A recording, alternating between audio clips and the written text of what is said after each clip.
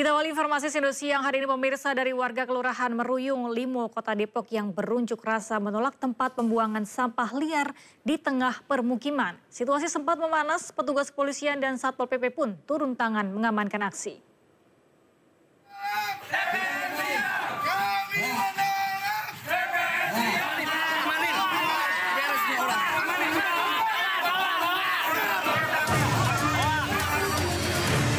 Ketegangan mewarnai aksi unjuk rasa warga di Kelurahan Meruyung, Limo, Kota Depok Minggu pagi.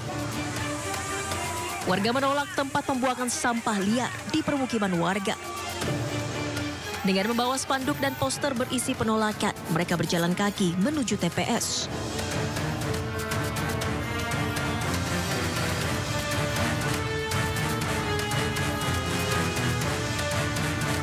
Namun sejumlah pengelola TPS menghadang warga hingga terjadi keributan. Ketegangan mereda usai petugas kepolisian dan Satpol PP menenangkan kedua kelompok yang sempat meradang. Pintu masuk TPS liar pun dipasangi garis kuning oleh Satpol PP. Nah, kita pengennya inilah persuasif, kita tidak mengusir mereka, tapi karena inilah wilayah padat penduduk, banyak anak-anak, ratusan balita yang ada di sini. Jangan sampai kena ESFA, jangan sampai lingkungan ini menjadi lingkungan yang kumuh. Akhirnya tidak sehat, tidak nyaman kita berada di lingkungan. Warga menuntut TPS liar di Meruyung Limo segera ditutup karena mencemari lingkungan dengan mengeluarkan bau tak sedap dan asap pembakaran sampah. Dari Depok, Jawa Barat, Yung Rizky, iNews melaporkan. Pemirsa, hujan deras disertai angin kencang melanda sejumlah wilayah. Di Kabupaten Bogor, hujan deras disertai angin kencang membuat pohon tumbang dan menutupi jalan. Sementara di Demak, Jawa Tengah, hujan disertai angin puting beliung mengakibatkan ratusan permukiman warga.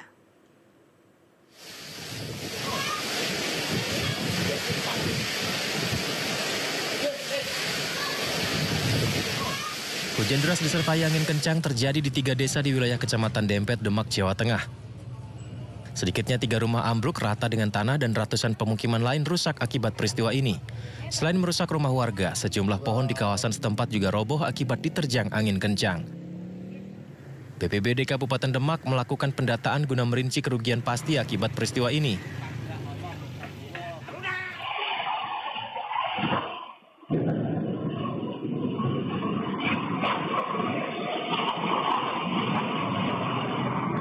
Hujan deras disertai badai angin kencang juga melanda sejumlah wilayah di Kabupaten Bogor, Jawa Barat.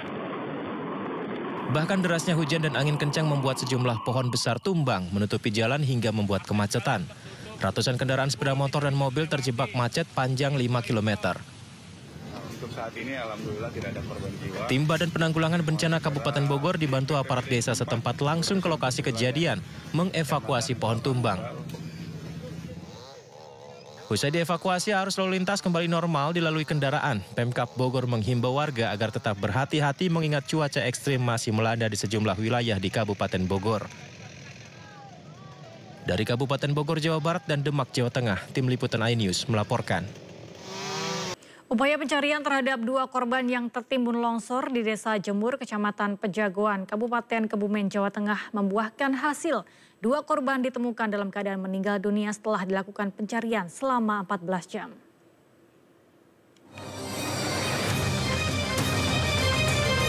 Dua korban yang merupakan ibu dan anak tidak bisa menyelamatkan diri saat tebing setinggi 30 meter longsor dan menimbun rumah mereka di Desa Jemur, Pejagoan, Kabupaten Kebumen, Sabtu malam. Tim SAR yang melakukan pencarian selama 14 jam akhirnya menemukan keduanya dalam kondisi telah meninggal dunia. Korban tertimbun material longsor dengan ketebalan sekitar 2 hingga 3 meter. Kedua korban atas nama Novi Nugrahati 27 tahun dan anaknya Muhammad Abian 6 tahun ditemukan sekitar pukul 10.35 Minggu siang setelah pencarian selama hampir 14 jam. Jenazah korban kemudian diserahkan ke pihak keluarga untuk dimakamkan. Alhamdulillah tadi pada pukul 10.35 telah diketemukan oleh tim SAR gabungan anak dari Ibu Novi yang atas nama Abian, dan kemudian telah dilanjutkan pencarian kembali pada pukul 10.43 kurang lebihnya diketemukan korban atas nama Ibu Novi umur 27 tahun. Untuk posisinya jadi berdampingan. Setelah kita mau proses evakuasi anaknya, telah disingkirkan untuk puing-puingnya, ternyata di situ terlihat lagi dari Ibu Novinya. Seperti diketahui, longsor menimpa rumah korban Sabtu malam. Saat kejadian, kedua korban yang merupakan ibu dan anak ini tidak bisa menyelamatkan diri saat tebing setinggi 30 meter menimpa rumah mereka. Dari Kebumen, Jawa Tengah, Joy Hartoyo melaporkan. Pemirsa, Gunung Lewotobi laki-laki kembali erupsi dengan ketinggian kolom abu 5.000 meter yang disertai lava pijar dan api. Di tengah kecemasan, pengungsi mengeluh dengan makanan bantuan di posko Leoingu yang ternyata kedaluarsa.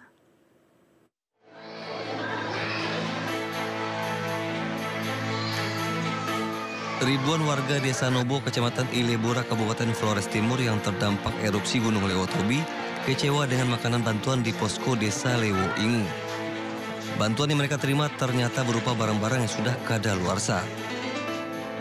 Warga berharap pemerintah dan instansi terkait lebih memperhatikan proses seleksi dan distribusi bantuan, mengingat pentingnya kondisi fisik barang-barang tersebut bagi kesehatan warga. Yang hari ini saya buka, saya temukan sudah barang semua sudah menjadi kadaluarsa, Pak. Karena tanggal dan waktunya itu sudah berlalu, Pak. Jadi kami minta mohon kepada pemerintah, kalau memberi barang kepada kami sebagai pengungsi atau masyarakat, kami butuhkan barang itu yang betul-betul tepat pada waktunya, Pak. Sementara itu, satu keluarga mengalami luka bakar akibat letusan Gunung Lewotobi laki-laki. Matias dan istrinya terluka di bagian kaki, kepala, dan tangan akibat terkena lava pijar dan abu panas letusan Gunung Lewotobi. Saat ini Matias dan keluarganya harus mengungsi di rumah warga yang berada di Desa Hikon, Kecamatan Talibura, Kabupaten Sika. Kami tampung ada 6 kakak, ada 20 orang, 20 jiwa. 20 jiwa. Terus ada keluarga yang benar-benar korban luka-luka yang semuanya habis. Mereka keluar langsung rumah semua terbakar. Itu ada rumah terbakar? Ada, tidak luka. Ini rumah terbakar terus? Terus mereka luka parah. Luka bakar karena letusan? Letusan. Mereka sudah meninggal? Sudah dirawat di sini berapa lama? Rawat di sini 1 minggu lebih. Ini suster dari Damian. Sudah lembata, sudah turun tangan. Berarti mereka kena lava pijar itu ya? Iya. Gunung Lewotobi laki-laki Nusa Tenggara Timur kembali erupsi dengan tinggi kolom abu teramati lebih kurang 5.000 meter di atas puncak. Erupsi ini terekam di seismograf dengan amplitudo maksimum 47,3 mm dan durasi 4 menit 24 detik. Gunung Lewotobi laki-laki masih berada pada status level 4 atau awas. Masyarakat di sekitar Gunung Lewotobi laki-laki dan pengunjung dilarang melakukan aktivitas apapun dalam radius 7 km dari pusat erupsi gunung. Dari Flores Timur, Nusa Tenggara Timur, Joni Nura Ainis melaporkan. Korban pengungsi akibat erupsi Gunung Lewotobi terus meningkat mencapai lebih dari 8.400 jiwa di Flores Timur, Nusa Tenggara Timur.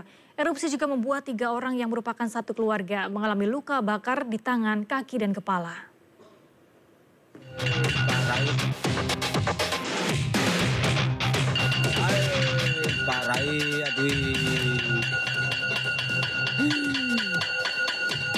Gunung Lewotobi laki kembali erupsi Sabtu malam. Erupsi disertai lava pijar dengan amplitudo maksimum 47,3 mm, bahkan terekam video amatir warga. Akibat abu panas dan lava pijar erupsi, 3 orang yang merupakan satu keluarga mengalami luka bakar di bagian kaki, kepala, dan tangan. Tak hanya itu, rumah mereka juga ikut terbakar.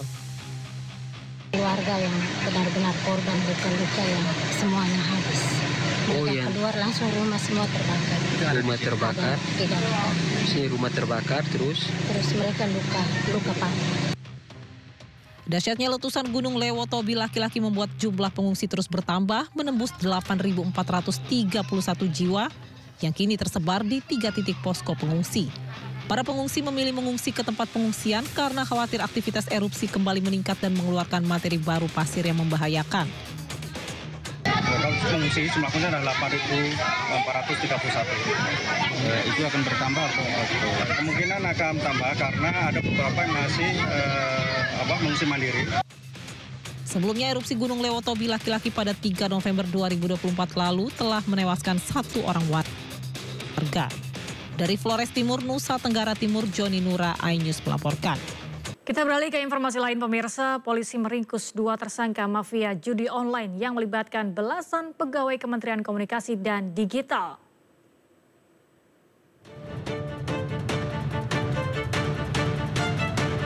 Polisi kembali menangkap 2 orang tersangka kasus mafia judi online yang melibatkan pegawai Kementerian Komunikasi dan Digital Komdigi. Kedua tersangka yang ditangkap berinisial MN dan DM. Diketahui, kedua tersangka memiliki peran berbeda, di mana pelaku MN berperan menyetor list web dan uang, sementara DM berperan menampung uang hasil kejahatan.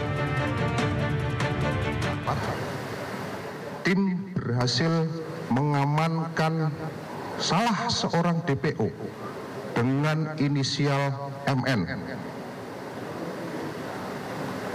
yang ketika MN dilakukan penangkapan, selanjutnya dilakukan pengembangan dan didapatkan 1 orang tersangka lagi dengan inisial DM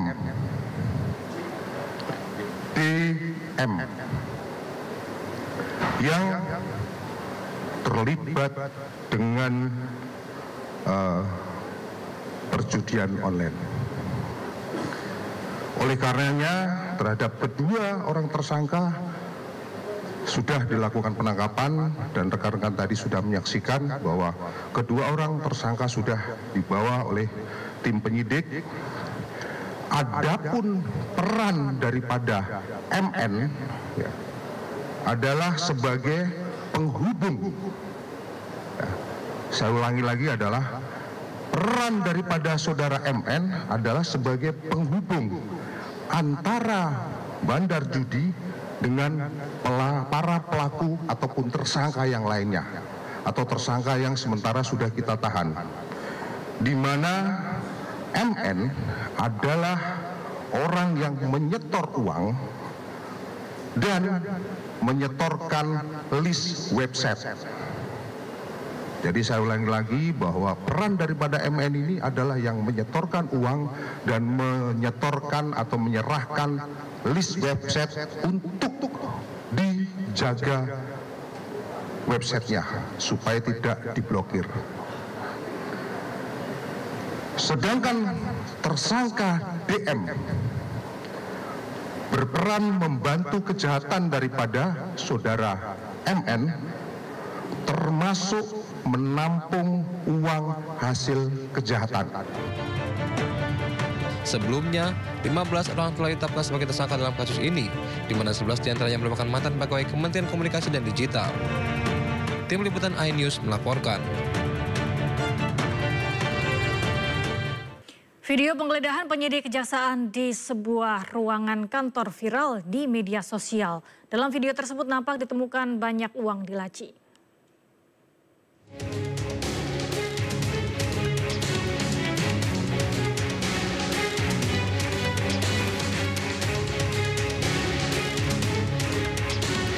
Anggota DPR RI Ahmad Saroni mengunggah sebuah video yang memperlihatkan sejumlah petugas diduga dari Kejaksaan Agung menggerebek sebuah ruangan. Penggerebekan diduga menyasar salah satu staf khusus mantan Menkominfo yang kini menjadi Menteri Koperasi, Budi Ari. Dari laci filing kabinet yang diperiksa, ditemukan tumpukan uang dalam jumlah yang banyak.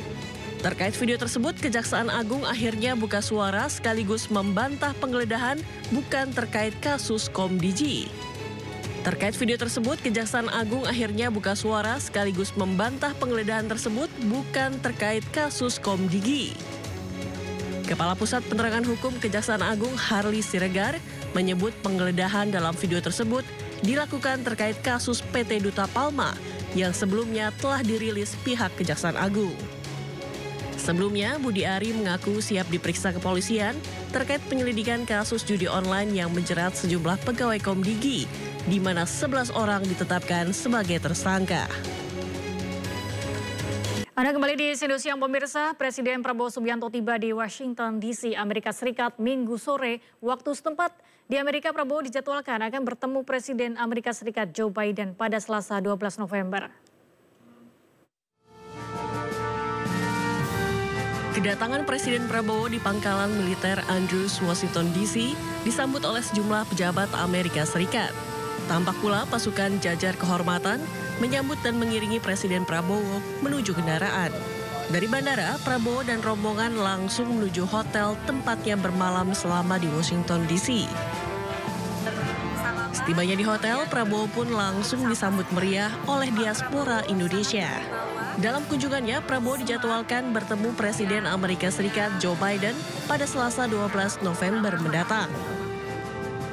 Sebelumnya, Prabowo bertolak dari Beijing Capital International Airport menuju Washington DC, Amerika Serikat. Selama di Beijing, Prabowo telah melakukan pertemuan dengan Presiden Xi Jinping, Perdana Menteri Li Qiang, dan Ketua Kongres Rakyat Nasional Zhao Leji. Sebelumnya Presiden RI Prabowo Subianto melakukan pertemuan bilateral dengan Presiden China Xi Jinping. Presiden Prabowo dan Xi Jinping menyepakati sejumlah perjanjian untuk memperkuat kemitraan kedua negara. Selain itu, kunjungan Presiden Prabowo ke China berhasil mendatangkan investasi ke Indonesia sebesar 157,64 triliun rupiah.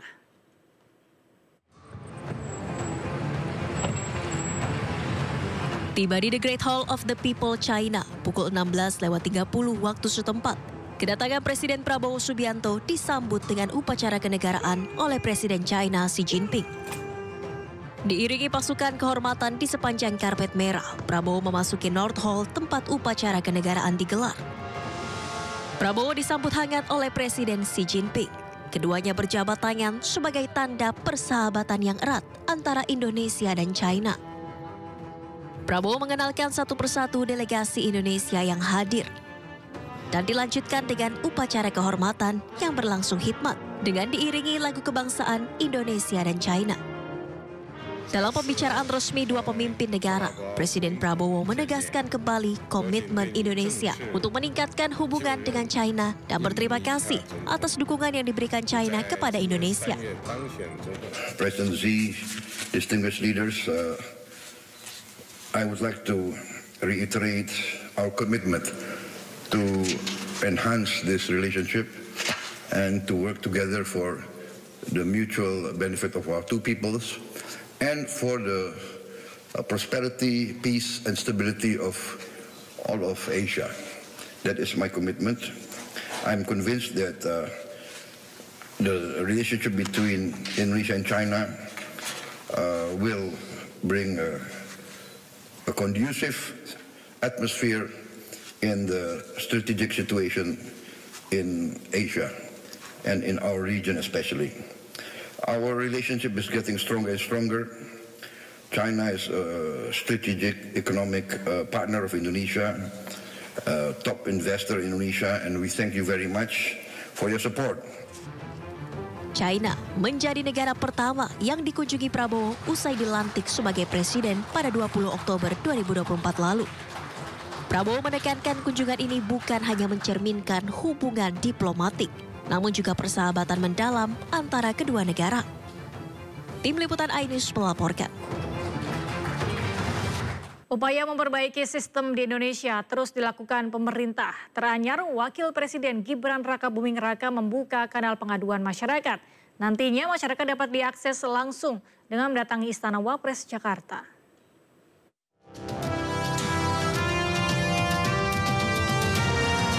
Wakil Presiden Gibran Rakabuming Raka membuka kanal pengaduan masyarakat yang dapat diakses langsung dengan mendatangi Istana Wapres. Layanan yang diberi nama Lapor Mas Wapres tersebut diumumkan kepada publik melalui akun Instagram Gibran Rakabuming Raka yang diunggah Minggu kemarin. Layanan Lapor Mas Wapres disambut positif warga. Di hari pertama dibukanya layanan, sejumlah warga mulai berdatangan menyampaikan keluh kesahnya. Salah satunya dari seorang warga yang mencari keadilan terkait sistem ketenagakerjaan di tanah air. Kan yang dilanggarnya itu ada hukum pidananya, Bu, ada pidananya, ada dendanya. Itu udah ada di Undang-Undang Tenaga Kerja nomor 13 tahun 2003 dan Kemenaker nomor 12 tahun 2004. Saya ngomong ini bukan saya ngomong asal-asalan, tapi itu memang kenyataannya. Jadi yang saya tuntut ini adalah hak saya yang udah ada di Undang-Undang Tenaga Kerja itu, bukan uang siapa-siapa. Saya minta, Pak. Tapi mereka nggak peduli sama laporan kita. Mungkin kita dia namanya pekerja ya, udah susah, udah nggak punya apa-apa, nggak peduli. Jadi setelah saya kasihkan bukti saya bahwa saya itu bekerja dari jam 7 sampai jam setengah 7. Itu udah 13 jam. Jadi kelebihan jam kerja itu udah ada 4 jam setengah. Karena kan kalau di Undang-Undang Tenaga Kerja itu 7 jam sehari, 40 jam seminggu. Kalau dia sampai hari Sabtu, kalau sampai hari Jumat 8 jam sehari, 40 jam seminggu. Jadi kelebihan jam kerja saya itu banyak. Diharapkan dengan adanya layanan lapor Mas Wapres dapat menjembatani keluhan warga dengan pihak terkait sehingga sistem keadilan Indonesia dapat diterapkan. Tidak hanya bagi kaum atas, tapi juga bagi seluruh masyarakat Indonesia. Layanan lapor Mas di Istana Wakil Presiden Jalan Kebon Siri, Jakarta Pusat dibuka setiap Senin hingga Jumat pukul 8 pagi hingga pukul 2 siang. Selain itu, Wapres Gibran juga memfasilitasi laporan via aplikasi pesan WhatsApp di nomor 0811 1704 2207 sebagai alternatif laporan. Dari Jakarta, Tim Liputan iNews melaporkan. Dan pemirsa, untuk mengetahui informasi terkini terkait dibukanya akses pengaduan masyarakat oleh Wakil Presiden Gibran Rakabuming Raka di Gedung Istana Wapres Jakarta, kami sudah terhubung dengan rekan Dilami Aulia. Halo, selamat siang Dilami. Apa saja persoalan yang diadukan oleh para pelapor di istana? Ya, selamat siang Galuh dan juga pemirsa. Jika kita memantau memang sudah 3 jam berlalu sejak dibukanya posko pengaduan bagi masyarakat, yang mana masyarakat ini dapat datang secara langsung ke Istana Wakil Presiden yang ada di Jalan Kebon Siri, Jakarta Pusat. Untuk posko pengaduan ini memang dibuka dari pukul 8 hingga pukul 2 siang hari nanti, dari hari Senin hingga hari Jumat. Beragam masalah memang telah dilaporkan oleh masyarakat, mulai dari ketenagakerjaan, kemudian pendidikan, kesehatan, yang ingin menuntut kesejahteraan bagi masyarakat Indonesia. Nah, untuk saat ini saya juga sudah bersama dengan salah satu masyarakat yang akan melakukan pelaporan di Istana Wakil Presiden. Selamat siang Mas, halo, dengan Mas siapa? Saya dengan Usman.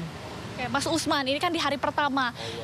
Pelaporan apa sih yang ingin digaungkan oleh Mas Usman sendiri? Saya lebih ke pendidikan karena basic saya pesantren.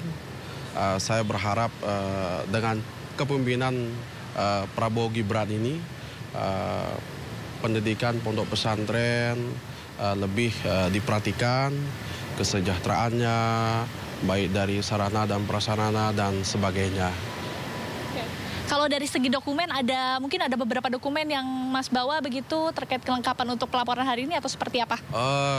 Tidak ada sih, cuma saya berharap kepemimpinan yang baru ini, pemimpinan Prabowo Gibran ini lebih memprioritaskan pondok pesantren itu baik dari kesejahteraannya dan lebih diperhatikan lah, itu saja sih. Ini untuk informasi lapor Mas Wapres ini, Mas tahu ya dari sosial media atau seperti apa? Karena kan kalau melihat ini masih hari pertama ya, tapi sudah langsung ke Istana Wakil Presiden. Ya, saya tahu informasi ini dari kawan-kawan saya, kawan-kawan dari grup, maka saya langsung datang ke kantor Wakil Presiden. Oke, baik.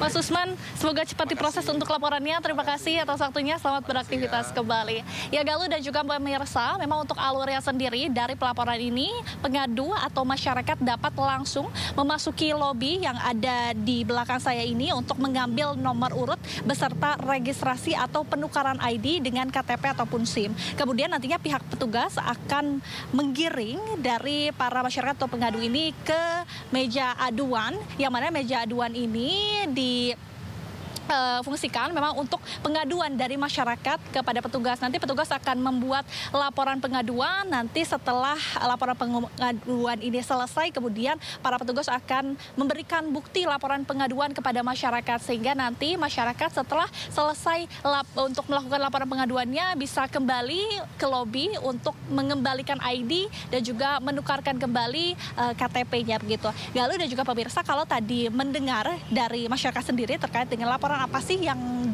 mereka tuntutkan, tadi ada terkait dengan BPJS, kemudian KJP, tentunya juga terkait ada ketenagakerjaan, upah yang memang belum dibayarkan begitu dari perusahaan sendiri. Dan masyarakat ini berharap tentunya Mas Wapres atau Gibran Rakabuming Raka ini dapat mendengar aspirasi dari setiap masyarakat agar terciptanya keadilan di Indonesia. Nah, untuk pelaporannya sendiri bagi masyarakat yang tidak bisa datang secara langsung ke Istana Wakil Presiden di Jalan Kebon Siri, Jakarta Pusat, ini juga dapat chat melalui WhatsApp yang dengan nomor ini 0811170422007, dan masyarakat dapat chat atau melakukan pelaporan begitu ya secara online di WhatsApp tersebut, sehingga ini dapat menjangkau seluruh masyarakat Indonesia, bukan hanya warga Jakarta saja. Galuh. Ya, Dilami, bagaimana dengan antusiasme masyarakat yang mengadukan sejauh ini hingga pagi hari ini? Sudah berapa banyak yang sudah mulai mendatangi Istana Wapres?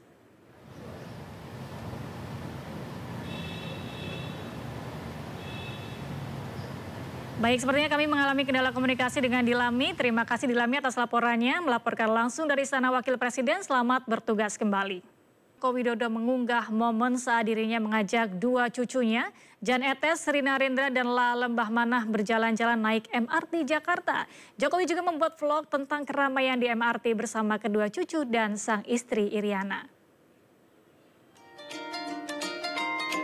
Menghabiskan akhir pekan bersama keluarga, Presiden RI ke-7 Joko Widodo mengajak kedua cucunya, Jan Etes, Rina Rendra, dan La Lembah Manah, serta sang istri Iriana Jokowi berjalan-jalan mencoba transportasi publik MRT Jakarta. Kedua cucu Jokowi tampak sangat menikmati perjalanan menaiki MRT. Jokowi juga melayani permintaan berfoto dari sejumlah masyarakat.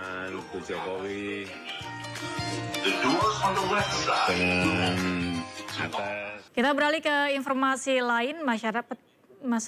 Petisi Masyarakat Jakarta Anti Korupsi menggelar aksi unjuk rasa di depan gedung KPK Jakarta terkait dugaan kasus korupsi EKTP dan pengadaan alat kesehatan di Provinsi Banten. Masa mendesak KPK memberikan kepastian hukum atas skandal dugaan korupsi yang melibatkan pasangan calon nomor urut 3 Pramono Anung Rano Karno.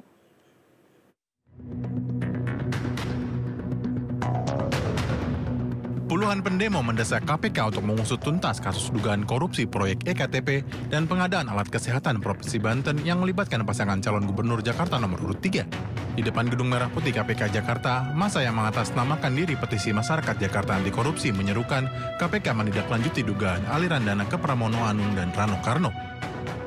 Kami meminta kepada KPK untuk bisa memberikan kepastian hukum terhadap skandal kasus, dugaan kasus yang melibatkan Pramono Anung dalam skandal kasus EKTP dan kasus pengadaan proyek pengadaan alat kesehatan di Provinsi Banten. Sebelumnya, Petisi Masyarakat Jakarta Anti Korupsi telah melayangkan surat ke KPK pada 6 November 2024 lalu untuk meminta kejelasan atas dua kasus tersebut. Dari Jakarta, Sahri Zazang, Kidede Rudia Ingus melaporkan. Salah paham pemirsa, ratusan pendukung paslon Gubernur Sulsel nomor urut 1 dan 2 bentrok di tengah jalan Andi Pangeran Petarani, Kota Makassar, Sulawesi Selatan. Polisi yang berada di lokasi sempat kewalahan mengamankan kedua kubu yang terlibat bentrok karena saling serang menggunakan batu.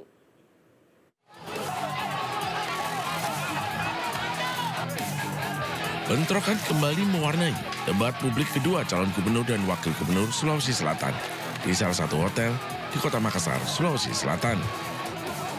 Ratusan pendukung kedua pasangan calon saling serang menggunakan batu di tengah jalan Andi Pangeran Petarani dan jalan Andi Jema. Akibatnya, satu anggota Brimopolda Sulawesi Selatan terluka terkena lemparan batu. Bentrokan diduga dari orasi kedua kubu di tengah jalan. Saling ejek, emosi, hingga bentrok. Antara kedua kelompok pendukung, ya kebetulan kan di jalan padat, salah pengaman itulah yang akhirnya memanas, kemudian ada sedikit terjadi antara kedua kelompok. Tapi sekarang alhamdulillah sudah. Polisi masih berjaga di lokasi dan memisahkan kedua kubu, mendukung paslon agar suasana kondusif. Dari Makassar, Sulawesi Selatan, Julius Bin melaporkan. Hujan deras bercampur angin kencang merobohkan kampanye bakal calon gubernur Banten nomor urut 1 Airin Ade di lapangan Citra Raya Cikupa, Kabupaten Tangerang. Beruntung tidak ada korban jiwa dalam peristiwa ini. Ini guys, lokasi di... Inilah detik-detik ambruknya panggung kampanye calon gubernur Banten, Airin Rahmidiani, Ade Sumardi, pasangan nomor urut 1 yang digelar di lapangan Citra Raya, Cikupa, Kabupaten Tangerang Minggu siang. Panggung utama ambruk karena tidak kuat menahan derasnya hujan dan terjangan angin kencang. Para penonton pun langsung menyelamatkan diri. Usai panggung ambruk, Airin menghampiri warga yang mengalami luka untuk mendapat pengobatan dari tim medis. Tak mau menggunakan panggung, Airin naik mobil komando dan menggunakan pengeras suara menyerukan agar para pendukung dan simpatisannya untuk pulang. Alhamdulillah suasana hujan ini artinya berkah dari Allah. Apapun setiap musibah pasti ada hikmahnya. Nah ini menjadi proses pembelajaran juga bagi kita tentunya bagaimana memasang panggung dengan baik. Tapi saya bersyukur alhamdulillah ada pun yang terluka sudah bisa kita tangani walaupun tidak banyak. Akibat kejadian ini, Airin tak melanjutkan kampanyenya. Simpatisan pun memilih pulang membubarkan diri. Dari Kabupaten Tangerang, Banten, Aimarani, iNews melaporkan. Aksi bagi-bagi uang yang dilakukan salah satu calon Bupati Pandeglang kepada semua warga yang hadir di sebuah acara viral. Kini pihak Bawaslu melakukan penelusuran dengan memeriksa sejumlah saksi. Jika terbukti bersalah, calon Bupati tersebut akan didiskualifikasi.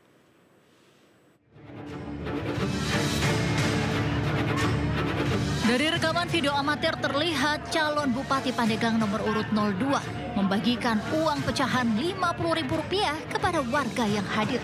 Dalam video berdurasi 39 detik itu, warga terdengar meneriaki dukungan yang mengarah pada sosok calon Bupati Pandeglang, Raden Dewi Setiadi, yang berpasangan dengan Iing Andri Supriyadi pada Pilkada 2024. Aksi bagi uang tersebut berlangsung di Kampung Kadu Gobang, Desa Gunung Putri, Kecamatan Banjar, Kabupaten Pandeglang, Banten 8 November lalu.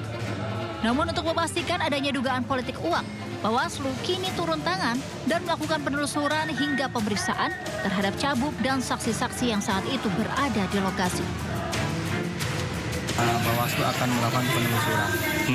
Sebagaimana hukum acara penanganan pelanggaran yang tertuang dalam Perbahlu 9 tahun 2024, jadi penelusuran ini kita lakukan selama 7 hari maksimal. Nantinya jika dalam penelusuran Bawaslu selama 7 hari terbukti adanya pelanggaran dari video yang viral tersebut, maka sanksi terberat ialah cabub akan didiskualifikasi dari pilkada. Dari Pandeglang, Banten, Iskandar Nasution, iNews melaporkan. Calon Gubernur nomor urut 1 Ridwan Kamil menyapa warga sekitar kawasan Pulau Gadung, Jakarta Timur. Pada belusukan kali ini, RK didampingi jajaran pengurus DPW PKB DKI Jakarta menjaring aspirasi serta memberikan solusi atas berbagai masalah yang dikeluhkan para warga.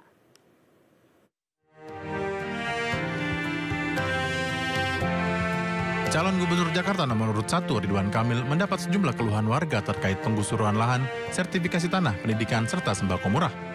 Aspirasi warga ini diterima RK saat melakukan belusukan ke pemukiman warga di Pulau Gadung, Jakarta Timur bersama jajaran pengurus DPW PKB DKI Jakarta. RK berjanji jika nantinya bersama Suswono terpilih di Pilgub DKI Jakarta mendatang akan mencarikan solusi terbaik untuk kenyamanan dan kesejahteraan masyarakat. Nah di sini ternyata curhatannya mayoritas satu jangan digusur. Saya kira nggak ada masalah ya. Tidak semua urusan harus dengan cara gusur-menggusur. Pasti ada cara lain yang lebih manusiawi yang bisa menjadi kesepakatan yang membahagiakan warga. Pasar murah yang digelar mantan Gubernur Jawa Barat bersama anggota Dewan PKB di kawasan Pulau Gadung, Jakarta Timur ini disambut antusias warga. calon gubernur Ridwan Kamil mudah-mudahan terpilih. Saya cuma minta supaya kampung di sini diperhatikan supaya nggak ada banjir, terus warganya supaya kesehatannya terjamin, terus yang anak-anak sekolah supaya mendapat bantuan, dan para lansia supaya kartu lansianya jangan sampai berhenti. Sebelumnya, calon gubernur Jakarta nomor urut 1 ini melakukan kunjungan ke kantor DPW PKB DKI Jakarta. Pertemuan Ridwan Kamil dengan para pimpinan dan jajaran pengurus DPW PKB ini menunjukkan Kim tetap solid mendukung pasangan Ridho di Pilkada DKI Jakarta 2024. Dari Jakarta, Anissa Septiarani, Ahmad Putra Pamungkas, iNews melaporkan. Kampanye akbar calon wakil gubernur nomor urut 3 Rano Karno bersama Forum Komunikasi Anak Betawi atau Forkabi berlangsung meriah. Dalam acara ini Forkabi memberikan dukungan kepada pasangan calon Pramono Rano Karno dalam Pilkada Jakarta 2024. Presiden, kita sudah berkolaborasi dan sudah Kampanye akbar Forkabi mendukung pasangan calon Pramono dan Rano Karno berlangsung penuh semangat.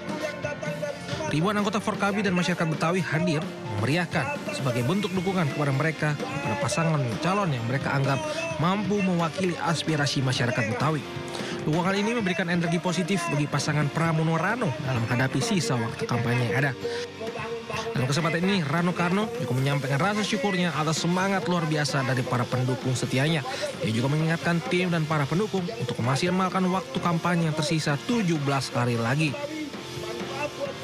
Ya, alhamdulillah nih, subhanallah nih, di tengah hujan gini teman-teman saudara-saudara saya di Forkabi nih, waduh semangat luar biasa nih, ada Bang Goni, ada Bang Gunawan nih, semua teman-teman.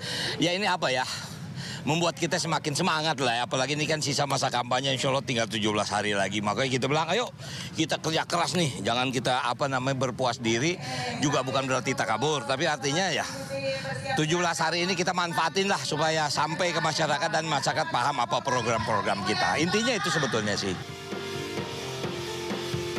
Rano Karno juga mengatakan semangat Forkabi dalam mendukung pasangan Pramono Rano menjadi bukti kuatnya dukungan masyarakat Betawi. Dengan waktu kampanye semakin singkat, Rano Karno dan timnya terus mengupayakan agar program-program mereka tersampaikan dengan baik ke masyarakat. Dari Jakarta, Wenda Nura, Nadifa Adin melaporkan. Hujan lebat dalam beberapa hari terakhir masih menimbulkan genangan banjir di beberapa titik kota Jakarta. Calon Gubernur Jakarta nomor urut 2 Dharma Pongrekun mengatakan masalah banjir di Jakarta akan selesai jika dibereskan dari akarnya. Masalah banjir masih menghantui Jakarta di musim hujan dan harus menjadi perhatian calon Gubernur Jakarta mendatang. Calon Gubernur Jakarta nomor urut 2 Dharma Pongrekun mengatakan penanganan banjir di Jakarta harus dimulai dari akar penyebab. Genangan ini kan akibat. Yang harus kita pikirkan selalu apa penyebabnya. Jadi dalam menyelesaikan setiap masalah, jangan hanya menyelesaikan puncak gunung esnya, itu sama dengan menjadi pemadam kebakaran, tetapi cari akar masalahnya. Kenapa banjir itu sampai terjadi? Selain soal banjir, pensiunan Jenderal Bintang 3 Polisi ini juga menyoroti masalah polusi udara. Dharma menjanjikan akan mengembalikan awan Jakarta kembali biru jika terpilih sebagai gubernur nanti. Dari Jakarta, Hamzah Hasibuan, Sadusanto, iNews melaporkan. Kampanye akbar pasangan calon gubernur dan wakil gubernur Sulawesi Tengah Ahmad Ali dan Abdul Karim Al-Jufri dihadiri oleh putra mantan Presiden Joko Widodo, Kaisang Pangarep. Kaisang menekankan pentingnya memilih pemimpin yang memiliki hubungan baik dengan pemerintahan pusat. Ketua Umum Partai Solidaritas Indonesia Kaisang Pangarep menghadiri kampanye akbar pasangan calon gubernur dan wakil gubernur Sulawesi Tengah Ahmad Ali dan Abdul Karim Al-Jufri di lapangan Malsigi, Kabupaten Parimo, Sulawesi Tengah. Putra Presiden ke-7 Indonesia Joko Widodo mengajak masyarakat Sulawesi Tengah untuk memilih pemimpin secara bijak pada Pilkada serentak 2024. Kaisang menekankan pentingnya memilih pemimpin yang memiliki hubungan baik dengan pemerintah pusat. Kaisang yakin pasangan Ahmad Ali dan Abdul Karim Al-Jufri merupakan sosok yang mampu menjalankan program pemerintahan Prabowo Gibran di Sulawesi Tengah, terutama yang dapat membawa kesejahteraan masyarakat karena pasangan calon nomor urut 1 ini menjalani hubungan baik dengan pemerintah pusat. Jadi semua program-program pemerintah pusat bisa dijalankan di Sulawesi Tengah. Jadi jangan lupa coblos nomor 1. Dalam kampanye akbar ini, Kaisang juga bersuah foto kepada warga dan memberikan jaket yang dikenakan kepada warga yang beruntung. Sementara itu, calon gubernur Ahmad Ali menekankan keberpihakan pemerintah daerah menjadi kunci dalam menciptakan kesejahteraan masyarakat dan kemajuan daerah. Saya tidak akan mau bicara banyak tentang visi misi karena tadi disampaikan lewat monitor, insya Allah apa yang tertulis dalam visi misi itu adalah janji, itu adalah komitmen saya sebagai calon gubernur. Bersama Abdul Karim Al-Jufri, Ahmad Ali berkomitmen untuk menjalankan program pro rakyat jika terpilih sebagai gubernur dan wakil gubernur melalui program Jumat Mendengar. Semua warga bisa datang langsung ke kantor gubernur untuk menyampaikan permasalahan. Bahkan ia juga berkomitmen untuk mengubah fungsi rumah jabatan gubernur sebagai rumah singgah bagi masyarakat Sulawesi Tengah. Dari Palu, Sulawesi Tengah, Frisa Mawaldi Aditya, iNews melaporkan. Pemirsa, Menteri Perumahan dan Kawasan Permukiman Marwar Sirait mengklaim telah menyiapkan kebijakan yang dapat menurunkan harga rumah rakyat. Usulan ini juga dibarengkan dengan skema cicilan rumah yang semula 15 tahun kini menjadi 30 tahun. Kementerian Perumahan dan Kawasan Permukiman mengklaim tengah menyiapkan kebijakan yang dapat menurunkan harga rumah. Strategi ini akan dilakukan dengan bekerja sama dengan salah satu bank milik pemerintah. Menteri Perumahan dan Kawasan Permukiman Marwar Sirait mengatakan strategi ini utamanya yang dapat mengurangi dalam hal pembiayaan rumah sehingga dalam waktu dekat akan ada beberapa variabel yang terdapat dalam pembangunan rumah yang akan dihilangkan, baik itu variabel pajak, bahan bangunan, perizinan hingga pertanahan. Salah satu bentuk apakah pajak atau pembiayaan bisa kami upayakan dikurangi. Artinya apa? Biaya itu kan pada akhirnya diberikan kepada konsumen. Tapi besok saya kasih tahu deh, ya. Sementara itu, Menteri BUMN Erick Thohir turut membahas permasalahan dan solusi dalam penyediaan rumah bagi masyarakat yang lebih terjangkau. Salah satunya yakni perpanjangan skema cicilan rumah yang semulanya 15 tahun diusulkan menjadi 30 tahun. Mortgage ini yang hanya tadi 15 tahun kalau bisa jadi 30 tahun.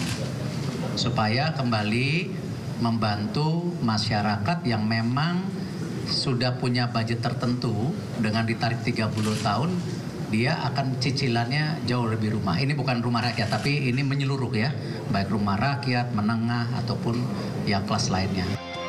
Selain melakukan kerjasama dengan Bank BUMN, pihaknya pun akan melakukan kerjasama dengan PT KAI dalam pemanfaatan aset lahan yang dapat digunakan untuk pembangunan rumah, agar target 3 juta rumah yang ditargetkan Presiden Prabowo Subianto dapat realisasi. Dari Jakarta, Riki Anwardi melaporkan. Melalui Peraturan Presiden Nomor 158 Tahun 2024, Presiden Prabowo Subianto resmi membentuk Badan Teknologi Informasi dan Intelijen Keuangan. Badan tersebut berada di bawah Komando Menteri Keuangan Sri Mulyani Indrawati. Melalui Peraturan Presiden Nomor 158 Tahun 2024, Presiden Prabowo Subianto resmi membentuk Badan Teknologi Informasi dan Intelijen Keuangan. Badan tersebut berada di bawah Komando Menteri Keuangan Sri Mulyani Indrawati. Menteri Keuangan Sri Mulyani Indrawati menyatakan penambahan Badan Teknologi Informasi dan Intelijen Keuangan ditujukan untuk memperkuat infrastruktur digital di lingkungan Kementerian Keuangan. Badan ini akan menjadi penggerak utama transformasi digital kementerian dengan berfokus pada pengembangan teknologi digital dan kapasitas intelijen keuangan. Kemudian untuk Badan Teknologi Informasi dan Intelijen Keuangan, ini di Kementerian Keuangan selama ini kita sudah memiliki apa yang disebut Central Transformation Office, itu yang memegang seluruh teknologi digital atau pusat intelijen dan teknologi digital di Kementerian Keuangan, diperkuat menjadi badan di dalam rangka kita untuk memperkuat keseluruhan infrastruktur digital di Kementerian Keuangan dan juga mengantisipasi semakin digitalisasi seluruh dunia dan seluruh perekonomian, di mana intelijen keuangan tidak hanya dari sisi hardware atau sistem perangkat keras, namun juga software dan terutama untuk intelijen, data analitik, dan kemampuan untuk terus meningkatkan kapasitas artificial intelligence kita sendiri. Secara garis besar berdasarkan Peraturan Presiden Nomor 198 Tahun 2024 tentang Kementerian Keuangan, tugas Badan Teknologi Informasi dan Intelijen Keuangan mempunyai tugas menyelenggarakan pengembangan dan pengelolaan teknologi informasi dan komunikasi serta pengelolaan data informasi dan intelijen keuangan.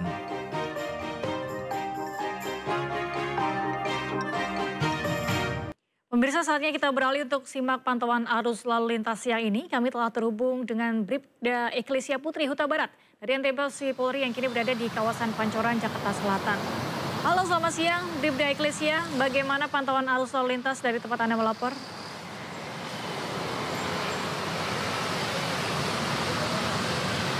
Baik, terima kasih Galuh dan selamat siang pemirsa. Bersama kami dari NTFC Korlantas Polri akan menginformasikan situasi arus lalu lintas langsung dari kawasan Simpang Pancoran, Jakarta Selatan. Dapat kita lihat bersama situasi arus lalu lintas pada siang hari ini tampak cukup ramai dan kondusif, lancar dari berbagai arahnya, yakni dari arah Kuningan ataupun Semanggi akan menuju ke arah Cawang. Pada siang hari ini tampak cukup ramai.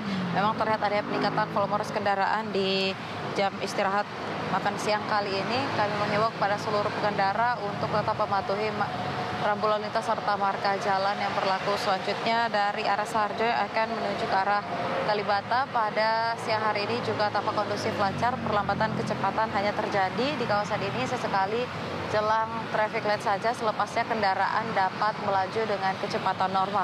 Kami berterima kasih kepada seluruh pengendara yang tetap bersabar dan berhenti di belakang garis stop pada saat mengantri jelang traffic light. Dan dikarenakan di kawasan ini terdapat jalur busway, kami mengimbau untuk tidak menggunakan lajur busway sebagai lajur kendaraan Anda karena dapat membahayakan keselamatan diri Anda. Dan bagi para pejalan kaki ataupun pedagang kaki lima yang akan melintas di kawasan ini untuk tetap berhati-hati pada saat Anda sedang menyeberang jalan agar tidak mengganggu para pengendara yang sedang melintas. Dan bagi Anda pemirsa yang ingin mendapatkan informasi situasi arus lalu lintas selengkapnya, dapat menghubungi call center kami di 15669 atau melalui SMS center di 9119. Selamat beraktivitas, hati-hati di jalan, dan salam presisi. Demikian Bribda Eklesia melaporkan, kembali kepada Galuh. Silakan. Terima kasih Bribda Eklesia Putri Huta Barat atas laporannya dari kawasan Pancoran, Jakarta Selatan. Selamat bertugas kembali dan salam presisi.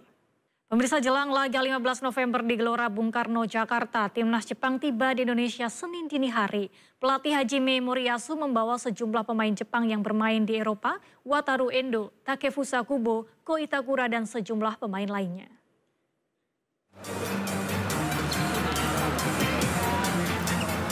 Timnas Jepang tiba di Bandara Soekarno-Hatta Senin dini hari.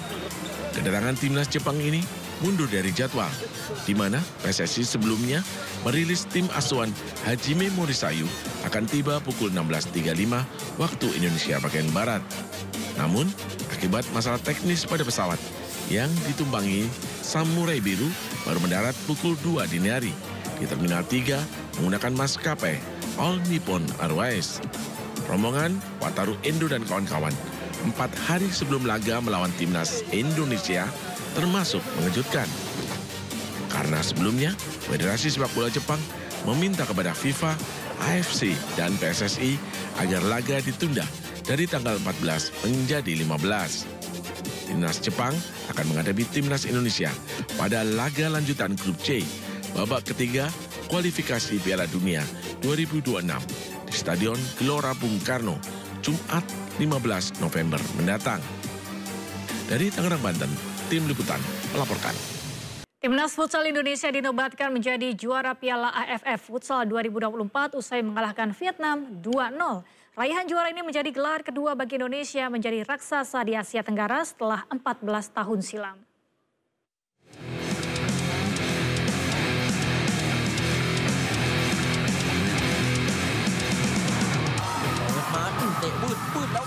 Indonesia langsung menyerang sejak peluit pertama dibunyikan. Timnas Merah Putih unggul lebih dulu di menit ke-7 lewat aksi Muhammad Syaifullah. Lewat serangan cepat, Indonesia mampu merobek gawang Vietnam, skor 1-0. Skor 1-0 bagi kemenangan Indonesia ini bertahan hingga turun minum. Di babak kedua, Vietnam balik menekan Indonesia. Sejumlah peluang dimiliki Vietnam, namun tak ada satupun yang menjadi gol berkat penampilan gemilang kiper Timnas Merah Putih Ahmad Habibi. Jelang pertandingan usai, Indonesia menambah gol sekaligus menjadi penutup laga. Rizky Xavier memanfaatkan kelengahan lawan hingga menjadi gol. Kemenangan 2-0 bagi Indonesia bertahan hingga pertandingan usai. Raihan juara Piala AFF Futsal 2024 menjadi kali keduanya bagi Timnas Indonesia. Sebelumnya skuad Merah Putih meraih trofi pertama AFF 14 tahun silam di Vietnam.